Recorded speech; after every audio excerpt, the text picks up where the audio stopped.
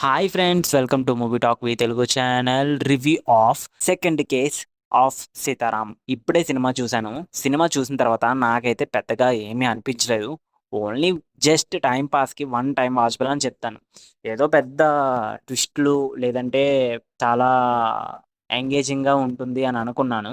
ఒక crime and suspense thriller movies ఇష్టపడే వారికి అయితే ఈ సినిమా తప్పకుండా నచ్చదు. ఎందుకు ఇలా చెప్తున్నాను అంటే, ఏదో ఎక్స్పెక్ట్ చేసి ఈ సినిమా చూశాను. అందులోని మలయాళం సినిమా అని అన్నారు కాబట్టి ఇంకా ఎక్స్‌పెక్టేషన్స్ ఒక పీక్‌లోనుంటాయి. కానీ ఈసారి అదంతా అన్‌ఎక్స్‌పెక్టెడ్ అయిపోయింది. సినిమా అయితే నాకంత పెద్దగా నచ్చలేదు. Only one time watchable. Cinema చూస్తున్న ఫస్ట్ హాఫ్ అంతా కూడా ఏంట్రా ఇలా ఉన్నది, బోరింగ్‌గా అనిపిస్తుందని స్కిప్ చేస్తూ చూశాను.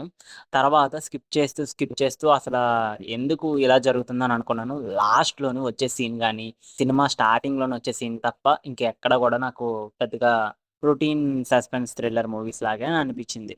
ఎనీవే, ఇంకా స్టోరీ లైన్ విషయానికొస్తే, ఒక ఊర్లోని వరుసగా హత్యలు జరుగుతూ ఉంటాయి. అప్పుడు ఆ ఊర్లోనున్న పోలీస్ ఆఫీసర్ ఏం చేశాడన్నదే స్టోరీ లైన్.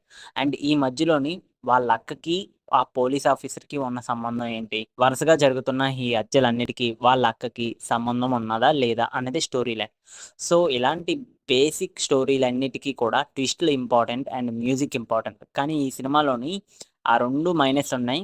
మిగతాదంతా పెద్ద ప్లస్ పాయింట్‌లే ఉన్నాయి. సో, లాస్ట్‌లోని వాళ్ళ అక్క, అలాగే పోలీస్ ఆఫీసర్ కలుసుకునే సీన్స్ చాలా బాగున్నాయి చూడడానికి. విలన్ క్యారెక్టర్ ఇంకా కొంచెం బాగా రాసుకోవాల్సిందేమో అని అనిపిచ్చింది. అయినా విలన్స్ అవ్వడానికి కూడా చాలా మెయిన్ రీజన్స్ ఉంటాయి. ఈ సినిమాలోని అది బాగానే చూపించారు. ఈ సినిమాకి నేను ఓవరాల్‌గా 5కి 2.5 ఇస్తున్నాను.